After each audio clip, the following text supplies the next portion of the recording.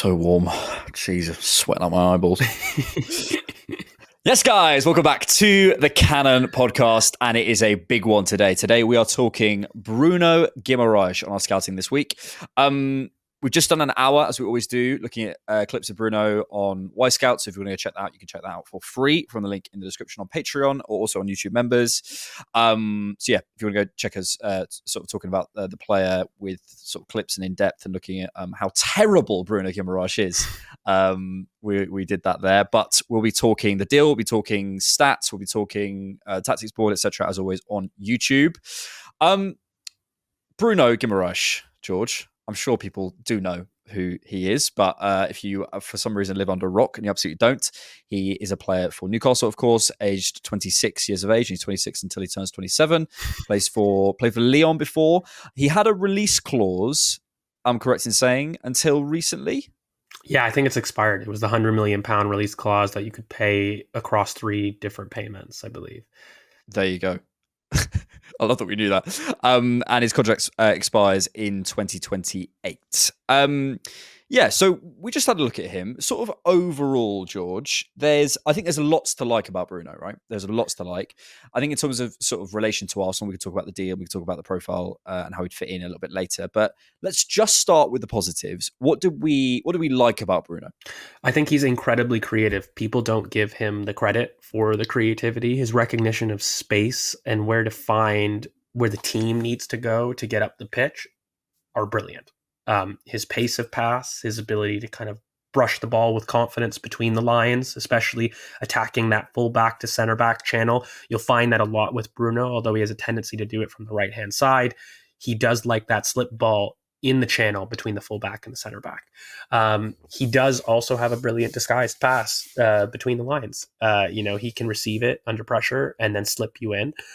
He's also got brilliant technique on the switch. I think it's very targeted. It's not floaty. There's not a lot of backspin. He doesn't get under the ball. That's more of a chip. It's more of a target through the kind of the middle of the ball that really sends a message to the receiver. And there's a lot of times that you'll find with Bruno that he's able to switch it to the far side back post to send a message for that cross to come back across the face of goal. And it's purposeful. It's never in doubt. And I think that, he's also somebody that's got actually really smart awareness about the goal. And so a lot of his goals you'll recognize are just him being switched on from dead ball situations or his ability to kind of find space in the goal where there is none, in a sense. Like he will cut across the face of the ball that's traveling in order to find a very cute finish. So on the ball, a lot of great qualities. And I think those are the things that I like. Yes. Those are things I like. Yeah, because we do have some concerns about Bruno, and it's interesting. He's one of those players who I think a lot of people will really like Bruno, and I think I really understand that. I think there's also maybe some kind of antipathy towards him from the Arsenal fan base just because of the sort of run-ins we've had with him both on and off the field in terms of what we're interested. I think it was, did he put a clip of like Edu was after him in his like announcement video or something? So there's been a number of sort of things about Bruno. But I think a lot of people will love his sort of, what the phrase I use is kind of the intent to play or the gumption. The gumption, as you said. Yes, exactly. And you do see it. You see so much of it, the aggression. It feels like he's one of those players who, you're losing 2-0. Bruno Guimarães is going to be playing at the pace of the game. He's going to be the one flying into challenges, getting you forward, all sort of stuff. I think that's where we start to go, okay, is this the right player? And we'll come to the deal a little bit later, but especially, is this the right player for £100 million? And I think the concerns that we were sort of looking up on the clips, he's very quick to empty his pocket, very quick. And I think sometimes, especially in a block, especially in sort of the way Arsenal play in their sort of 4-4-2 mid-block, there are probably concerns about how disciplined he'd be. There's a lot of times where his tackling technique isn't right. I think clumsy. He tends to get, it's really clumsy. He tends to get, a player can get under him quite easily and he's sort of the one over the ball and gets sort of turned, or he's absolutely flying into challenges. And I think he's one of those players who I think people will, I don't want to call people casual fans. You can be a fan of whatever way you want, but probably a fan who maybe, I don't know, a Newcastle fan who watches, 10 games a season will probably go, I love Bruno. He's the one who flies into challenges. He's the one who, absolutely, clatters people, etc. I don't know how good that is at all times. And I think we were seeing on the clips, right, that in terms of getting possibly bypassed in possession in terms of his discipline out of possession, it is a concern. When he presses, it's lazy. He presses with intent to go and find a player, but he hangs a leg. He's very flat-footed in some of the way that he gets pressed, which is why he gets dribbled past. And then he's really static. So when he goes, he's not on his toes. He's very much on his heels, and he throws legs out, and it's lazy, and that's why he gets dribbled past. Now, not only is that a problem because he's very over aggressive and he makes the wrong decision very much.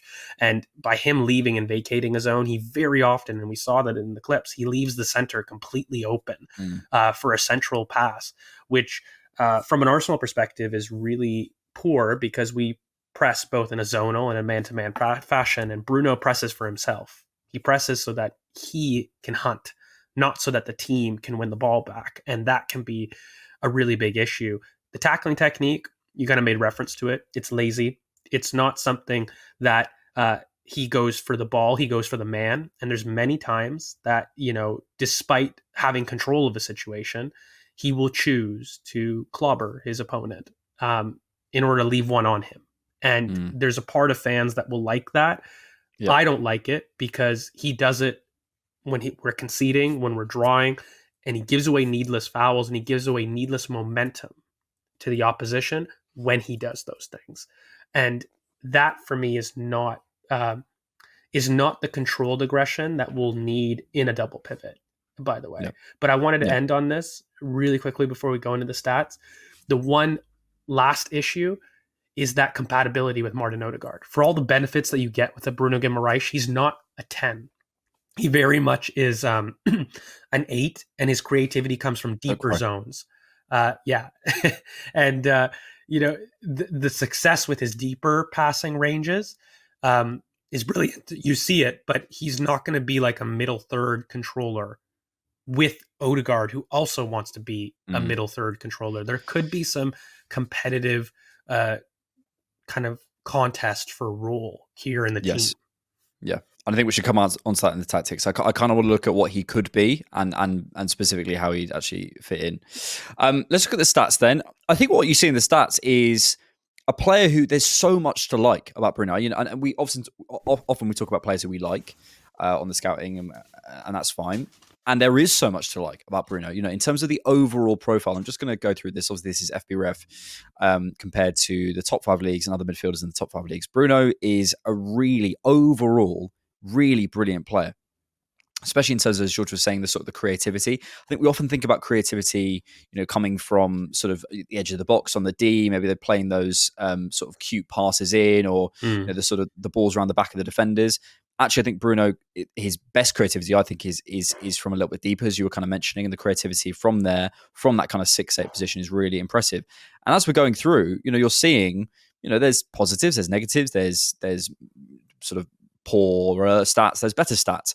But overall, I think what you're seeing is a really overall talented football player. I think this is kind of the point, though, is that the off-ball deficiencies that we see, and we can, if you wanted to, you could have a look at the stats and sort of maybe read into some of them. The off-ball deficiencies, for example, times tackled during a take-on in terms of his tackling technique, they're not a problem if you're paying £50 million. If you're paying £60 million.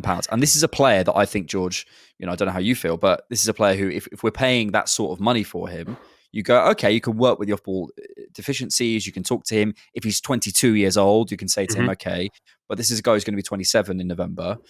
I don't know how you're going to be able to get that out of his game. And the aggressiveness, the controlled aggression that he hasn't yet found, that's something I don't know if I can have in a player who's £100 million and I'm expecting to start every single game. Who's experienced and who's had time in the Premier League as well, right? Like, we're not talking about growth and development here. Or for this is who Bruno is. Bruno is 26, and he is 26 before he's 27, but he's going to be That's how it works. Arriving later into his career. We have one contract cycle with him, and you're looking at a player that biggest problem is mental. If you notice, a lot of the stuff that we've critiqued right now, which is why it doesn't show up on the stats. You read these stats and you go, "Oh, great." Well, exactly. But they also bear fruit, and I think when you start to watch some of the film, that's when you start to say, okay, you know what? it's almost a case of if you saw a mole on a relative and you can no longer see, someone points out the mole and you can no longer see anything but the mole. And I think when you start to look at Bruno Guimarães and the way that he vacates his zone, the way that he gets dribbled past, the clumsiness in the tackle, but also the way that he can let emotion get to him in terms of his actions. He's also very hurried. Something that we didn't quite talk about was even if the game state is in a drought or in a conceding game state, Bruno will hurry his actions. You know, and that can be a worry. You know, if it's Anfield 2-1 down, is he able to understand the temperature of that game, the Bayern semifinals, the quarterfinals? Is he able to control his own actions? No, like that's really the big fear when it comes to scouting Bruno. But again, one thing that's probably a positive, and I'll end on one before we get into the tactics board. He's got a beautiful Trivela pass and control on the outside of his boot. He loves it. It's something that he loves doing, and I think he finds a lot of success with. So you'll find him being able to finish with the outside of his boot. You'll find him being able to try those Trivela passes, even in short distances. He's got a really good control of that. And I think it's a pass that he prefers, actually. So you'd see him play that quite a bit. Yeah, and just while you're getting the tactics up, I do think also, maybe we haven't mentioned this as well, the kind of once he gets on the ball in those deep zones, it does feel like he's got a real authority. And again, this is why you go and pay that, you pay 50, 60 million pounds for him. He can run games from those positions. And his intent to go forward is something that I would love at Arsenal. His ability, when he gets on the ball, he goes, right, let me get this forward.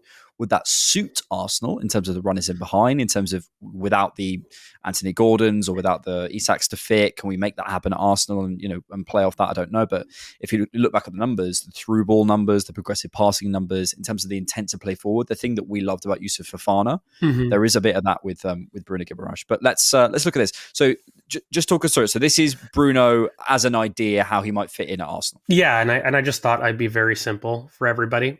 We've got our typical 4-3-3 happening in the back line. Yeah. So this is probably our strongest lineup. And now the issue with Bruno is he probably operates in the left half space. And of course, when you find Bruno in these situations, his ability to find a through ball between the fullback and a center back, Martinelli will love it. Now, the one thing that I'm asking is I've always asked players, and well, not just players, sorry, but fans, getting Martinelli inside into these zones is what everybody wants to see. And people believe that Bruno's passing will have an opportunity to do that, which I think is a fair assumption. But who is occupying this zone? This zone out wide for Martinelli to come inside, who is occupying it? Because Timber is not the one that's going to be on the overlap that's able to do that. There will be a lot of issues because if we set up in our typical 3-2 and you're going to have Timber pop up, Bruno can't be the deep lying playmaker that he wants to be. And even if you switch this to be Zinchenko, Tomiyasu, any one of our left backs right now are going to want to operate in these zones. And this is where Bruno would like to thrive, ideally. So he's going to be pushed up. Now, can Bruno do this? Well, no, because I think from those zones out here, he may be able to have a switch out back, but he's not got the legs to turn on the outside. And he's also very dominant with his right foot. So if he was to make an underlapping run from Martinelli being on the outside and he was to make this run, it's not a very purposeful run because it will automatically always be recycled back, either to a Timber that's lying in here for Martinelli to run through, but it will never open up to his left foot to have a cross in these zones. It'll be very rare. Now, one thing I will say is he's got a Trivela pass, so he could maybe make that pass, but it's a very difficult pass. It's a very high risk, high reward pass. And it's something that Bruno's not necessarily comfortable with. But again, you're going to see some issues in terms of him being able to operate from deep zones with our left back in our traditional kind of 3-2-5. Now, another thing is Bruno loves to ideally, let's take out Timber. And if we could ideally have a double pivot and we ideally had like a new left back that could maybe be on the overlap, this would be something Put his name in. Put his name in. Come on. You know you want to. All right, fine. We might as well. If you had that, no, I'm going to get killed. If you have a left back, right, that was kind of more of an overlapping left back that put Martinelli on the inside, then no problem. Bruno can operate in these zones, and he'd probably thrive in these zones. But what happens to Martin Odegaard? It forces him to be more of a true 10, and that role that we saw with Martin Odegaard of last season, in which he's a middle third controller, is going to be an issue. That there's going to be some kind of competitiveness in the role, because you've got a lot of overlap. Ideally, what we've seen in our kind of system of last year was something like this happen more often than not. And then, Bukayo Saka would come inside and we have maybe White on the overlap. That's something more that we've seen. And from a perspective of asking, is Bruno better than Martin Odegaard at doing some of these zones? I don't know if he's better necessarily. I think they both have their strengths in doing it, but he's probably a little bit more vertical, and Odegaard's maybe more cute. Maybe. But it depends what you want.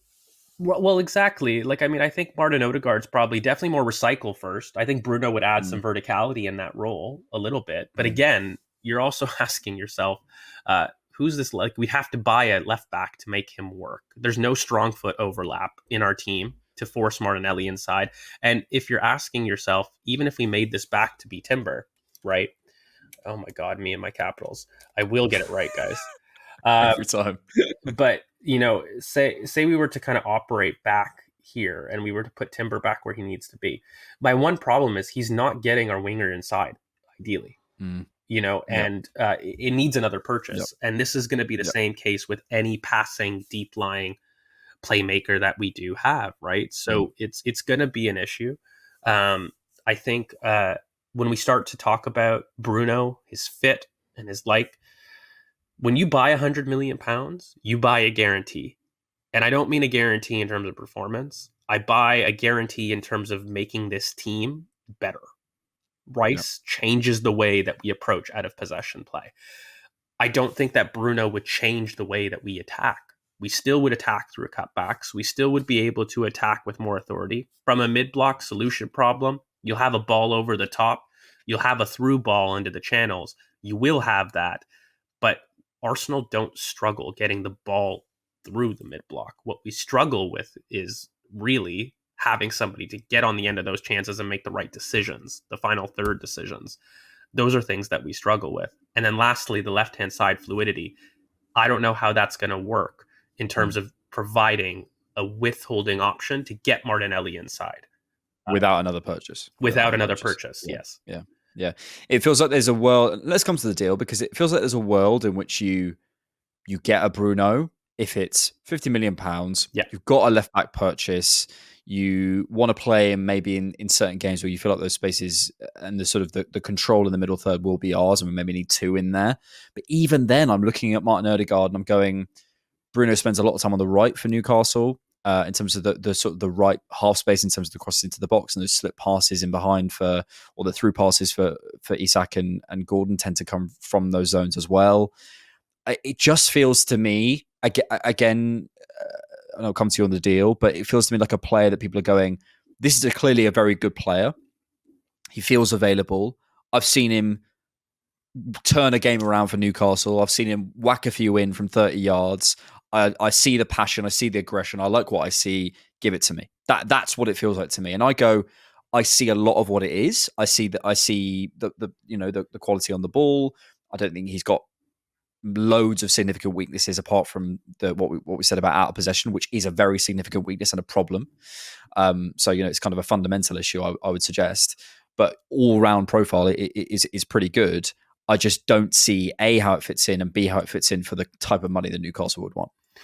The deal makes you have questions. If we were talking about a £60 million player, there would be stuff to work with, and and you can go, okay, with this, and we change that, and yeah. And I mean, look, and by the way, I don't want to ignore also the idea that Declan Rice could be the 8 in this situation, and Bruno could be the one that's holding in a 6. But again, even more so, the reason I didn't show that is because his biggest weaknesses are over aggressiveness, vacating his pocket. Yeah, we don't want him in the 6. In a 6 position, you would get destroyed. So you have to play him as an 8 in order to survive those weaknesses. If you want him to be platformed and him to be okay, you can't make him be the lone anchor. So Let's yeah, let's get some questions because I think this sort of covers probably the remaining ground that we haven't yet covered. This one is from James B underscore AFC. who's He that? says, is he create? We love you, James. He said, is he creative? Very, very. I think it's a very underrated quality about Bruno, and I think his recognition of space is absolutely top. I think that if people are going to talk about his passing range, they should equally talk about how Bruno is an incredibly creative player. He's purposeful with it, and he understands the gaps in a back line very, very well, not just from a mid block or even just a low block perspective. He's very intelligent in finding gaps between the lines. Next question. I'm trying to find his disciplinary record, but I'm not sure how we find that. Next question is from Matt says hello. Says, can he play as a lone 6 and an 8? I would be very worried if he played as a lone 6. As an 8, sure, and I would even go as far. He's a true double pivot 8, right? Like he does operate best with a double pivot, and he does operate where he does have some build up response. Again, the Martin Odegaard role from the right, get it on the left, and that's Bruno in terms of what you'd like to ideally see. He's not a free 8, by the way, and I know we put him as such. If you put him in as a free 8, he's going to struggle. He doesn't prefer the final third cute wall passes or one touch pass. He doesn't like that. He likes creating from a deeper zone. So not only is he a double pivot 8, he needs the Martin Odegaard role, but he also doesn't need Timber up his backside occupying that same space. He needs options to hit as well. So ideally, you've got overlapping fullback down his side. He's with a defensive partner, and he's also got a creative 10 ahead of him that is able to really dictate kind of the final third cuteness, and he can arrive at the box. That's how you get the best out of Bruno specifically. Yeah. So just we have a couple of questions about sort of disciplinary record. One from Foot1917 who says disciplinary issues. That's a must for me. I don't mind SH1T housery, but getting unnecessary yellow cards and red cards massively could affect the game. So I'm wondering if he has a history in that regard. I actually don't think Bruno's ever got a red card in the Premier League. In fact, I can confirm he has not. But he's had 20 yellow cards in the space of 2.5 seasons. Just for comparison, Declan Rice has had 31 in, how long has he been here? 7, 8 seasons, whatever it is for Newcastle. I think it was a 17, 18 season I think he came through. So that tells you, there is a concern about that side of things and the golf. Let's do a couple more questions before we finish this off, just to ensure we sort of cover absolutely everything. Back to trolling. Says he's going to City. Good. So, yep. What do we think Pep sees in him? I think they see obviously the positives that we see, but where do we feel he can? Pep must be aware of the out of possession concerns. Pep isn't as concerned with out of possession as Mikel Arteta is in general. Pep is about, with the ball, what can I do to hurt the opposition? And Mikel's all about, how do I control out of possession to hurt the opposition? And that's the fundamental core difference, ultimately. And you're looking at Mateus Nunes, and you're looking at Kovacic, and you're looking at the struggles that Pep had in terms of trying to invert his center back from a center midfielder position. And you can see how Bruno would function in that zone. Like if he did the Kovacic role in terms of being an inverted central midfielder to go and pick up areas from deep, like you could see how that would function and how that would work for Pep. But again, he would have major concerns in terms of vacating his space, the out of possession concerns. And again, those wouldn't go away. And, I think he already sees Mateus Nunes and Kovacic as not being good enough in those regards anyways. And he says, you know what, I'd rather get a better passer, who he is. He's a much better passer between those two. So that's what I think he sees. And ultimately, I think City don't have to worry about £100 million in the same way that Arsenal do. Arsenal have to ask £100 million, does he beat Pep? That's the questions that we Pep asks, does £100 million give me Jack Grealish's 10, 15 appearances every year? And I can survive. I can survive. Yes, let's finish with this because I think it's maybe a good jumping off point. This is from Swedish Guna _ He says, I really don't want him at Arsenal. His attitude will stink up the whole club, but we could need the SH1T housery. I think this is something that people really feel about Bruno. It's like, he's nasty And do we need a bit of nasty at Arsenal? And I don't know whether Bruno's the answer. Personally, I think we made it pretty clear. There's a lot of positives for a certain price, and with a sort of, you've moved a couple of things around, you maybe sign a couple of other players, maybe, probably unlikely at this stage. But what we're learning, I think the overall picture here is there is a need he's fulfilling in some fans' minds of that desire to be a bit more aggressive, be a bit more front-footed. And although we don't love that, there is something there, right? It feels like Bruno is scratching an itch for some Arsenal fans, and I wonder what you feel about that. I think he offers physicality that people align with, right? At least an intent. I think It's an intent. yeah, like at least I think it's too much. I don't think he strikes the balance well, and I don't think he does it well enough for you to say it's a strength. But people like the fact that he gets stuck in, essentially, and you're always going to align with somebody, like, not to be super technical, that gets stuck in, leaves a little bit on you, like, get in there, like, like there's a little bit of that in your culture, and so there's Yes. No, there is. there's an 100%. affinity for it. So Yeah. I think culturally Bruno isn't Brazilian, he's English, and that's what draws him to so many fans. Certainly in how he plays, yeah. And look, I think we forget how Respectfully, often. but No, and I think we forget how many people who are watching either aren't from the UK or watching from somewhere else or whatever it might be. And maybe I can shed some light on that. It's definitely a thing. It's a kind of old school. Maybe I'd say, like, I don't want to generalize, but there's a kind of old school get stuck in. The messages that I was given on a Sunday league pitch, now Sunday leagues are looking for 13-year-olds playing inverted right backs. But I think, when I was playing, it was get stuck in, get out to him, get goal side, although Bruno doesn't quite manage that. There's that sort of that aggression that I think for a lot of English fans, and you see it in the national team. We're not here to talk about Southgate, but I think part of the issue here is the broader cultural sort of landscape in which we're in, which is a bit more. I don't know. These types of players appeal, so I think that might explain why Bruno is linked to Arsenal so I much, do and why want to people make like him so much yeah, I to do some degree. I want to make, like, the really quick distinction. We don't mind the intent. What I don't like is the selfishness, and what I don't like is the intelligence part of it. It's the controlled aggression. Yes, It's the controlled aggression that you see. And, no problem with aggression when it's put in the right way to help you win football matches. completely. When aggression is jumping out your pocket, when aggression is going and, smashing someone just to make me feel better, to quote Roy Keane, got my brother quote. But, when that's what you're doing, I think that's the concern. But yeah, interesting player regardless. Like, I think it opens up for me a lot of questions about, like, what we're actually trying to do in that midfield, and certainly it's not my answer, but I think there's a lot there to work with Bruno, 100%.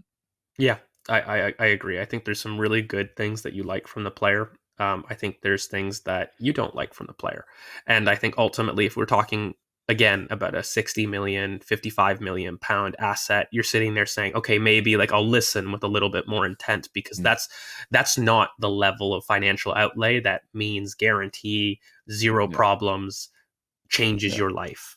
But those are the questions, I'm sorry, like, you do answer with 100 million pounds, and so Yes, that's why you have to. to be that strict with it.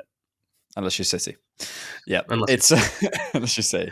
As we said, we did a full hour looking at clips of Bruno, so you can go check that out from the link in the description if you've enjoyed this. We'll continue to do this over with sort of players that we're linked to, or not even not linked to, because I always think it's, there are links to Bruno, but I think there's for me, it's always interesting to look at players and in kind of discovering maybe what we don't want, seeing what we do want, all that sort of stuff. So we'll be doing all these videos throughout the summer.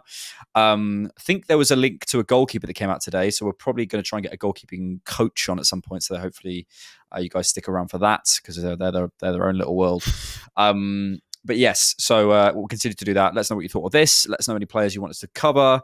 Obviously, if there's any links that come out, we'll be straight on it. And we don't say this enough, but we love all the support. Thank you guys so much. Yes. Like, especially with these things, like, we'll try to continue this throughout the summer. And like Alex said, it's not about players that we linked. I think we're just trying to learn about players, and we're trying to show you guys a way that we can maybe evaluate players, and you can take for your own, and then maybe you can apply these principles to players you like, and then build your own windows, get those tools. And again, we really love the support. Make sure you guys like, comment, subscribe. If you want to hit up the Patreon and you want to have some more really deep dive content, I think we can provide you with some more content in that manner. Absolutely. Thank you, George. Thank you for being here. And thanks, as always, for keeping it Arsenal. Peace.